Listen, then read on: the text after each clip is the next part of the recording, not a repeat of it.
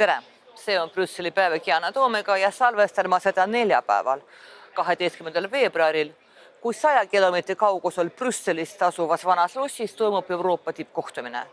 See mitteametlik summit võib ja peaks tegelikult olema revolutsiooniline. Olen aga peaaegu kindel, et nii ei juhtu. Euroopa mägi sünnitab järjekordse hiire. Ma räägin sellest isegi natuke vihaga, sest kõik võinuks ju olla teisiti. Kommentaarides kirjutatakse sageli, kõik kuri on Euroopa Liidust. Miks me Brüsseli pikalt ei saada? Sellega ei saanud ma varem ega ei saa ka praegu kuidagi nõustuda. Me oleme kõik erinevad, kellegi jaoks on Eesti suveräänsus kõige tähtsam, keegi igatseb nõukaaega, keegi tahab elada piirideta Euroopas, kuid sellistel hetkedel nagu praegu, kui elektri- ja küttearved on hullumeelsed, tahame me kõik sisuliselt ühte ja sama, stabiilsust. Euroopa Liit on Eesti jaoks ja mitte ainus võimalus stabiilsuse saavutamiseks, meeldib see meile või mitte. Muide ärge arvake, et hullumeelsed arved on minu suust mingi abstraktne mõiste. Minu enda elektriarve on üles 1000 euro 130 kütetud ruutmeetris suuruse maja eest, kus me oleme ainult nädalavahetustel ilma elektriküteta, aga see selleks. Tulles tagasi tippkohtumise juurde, see on võimalus parandada seda, mis Euroopa Liidus ei ole korras. Tippkohtumise teema on konkurentsivõime kriis. Konkreetselt arutavad liidrid reforme, mille on välja pakkunud 2 Itaalia majandusteadlast, Mario Draghi ja Enrico Letta, et viia Euroopa Liit sügavast kriisist välja. Kriis väljendub paljuski. Näiteks oleme USA-st kohutavalt maha jäänud. 2008. aastal oli meie sisemajanduse kogutoodang 10% suurem kui Ameerika oma. Nüüd on see USA-s 30% suurem kui Euroopa Liidus. Võrreldes Ameerikaga investeerib Euroopa Liit vähe teadusuuringutesse. Meil on tööstusega halvemini, me ei suuda kiiresti kaitsevaldkonda arendada.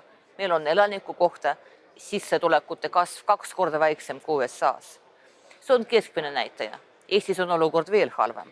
Muu hulgas pidurdavad meid väga tugevalt just elektrihinnad. Need on meil võrreldes Ameerika Ühendriikidega lihtsalt ülemäära kõrged. Miks see nii on, rääkisin eelmisel korral. Ja kui gaasihindadega midagi teha ei saa, CO2 heitkoguste kvootide hinnaga saame küll. See on see rohelise ülemineku aspekt, mida tuleb kiiresti muuta. Me pole ainsad maailmas, kus kehtib CO2 heitkogustega kauplemise süsteem. Kuid näiteks Californias on selline kvootide hind 10-15 eurot, Hiinas 10 eurot ja vähem tonni heitkoguste kohta. Meil oli see mõni nädal tagasi 92 eurot, praegu on 75. Nii hind ise kui ka selle kõikumine kahjustab meie majandust. Kui oleks kehtestatud hinnalagi, toodaksid Eesti põlevkivielektrijaamad elektrit odavamalt ja elektriarved ei oleks nii suured. Majandusteadlased on juba ammu rääkinud, et kvootidega tuleb midagi teha. Seda nõuavad Saksamaa ja Prantsusmaa liidrid. Keemiatööstuse hiidlased löövad häirekella, aga Ursula von der Leyen on jäänud endale kindlaks. See on suurepärane süsteem, ärge sellega puudutage, kõik on korras. Eesti ka toetab seda seisukohta, kuigi meie valitsus peaks hoopis hüüdma, et meie inimesed vaesuvad silmaga nähtavalt ja meie majandusel läheb üha halvemaks. See on vaid üks näide. Globaalsetes küsimustes ei suuda Euroopa Liidrid veelgi enam kokkuleppele jõuda. Mario Draghi ütleb, et Euroopa soost välja tõmbamiseks on vaja palju rohkem investeeringud ja palju rohkem koordineerimist. Draghi plaan ilmus 1,5 aastat tagasi. Selle aja jooksul pole mitte midagi liikunud. Investeerimiseks peab Euroopa võtma laenu, emiteerides eurovõlakirju. Prantsusmaa ja Hispaania on poolt, Saksamaa ja Itaalia jälle vastu. Koordineerimine eeldab, et riigid loobuvad osast oma suveräänsusest, milleks keegi valmis ei ole. Kuigi on selge, et meid on ükshaaval palju lihtsam murda kui ühtset Euroopat. Lõpuks esitas von der Leyen oma plaani, mille prioriteet on seadusandluse lihtsustamine. Bürokraatiaga tuleb võidelda. Siililegi selge, kuid samal ajal läheb sotsiaalvaldkond alla. See on jälle löök meie inimestele, kaotame jälle konkurentsivõimet. Kus on loogika? Üldiselt ma ei usu, et tippkohtumine midagi annab.